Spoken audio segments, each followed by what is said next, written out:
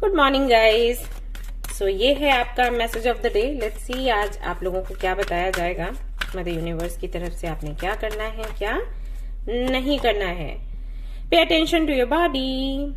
तो हो सकता है कहीं ना कहीं आप अपने शरीर का ध्यान नहीं रख रहे हैं और आप बहुत ज्यादा काम कर रहे हैं या बहुत ज्यादा ओवर थिंक कर रहे हैं, मेंटली या फिजिकली टायर्ड हैं।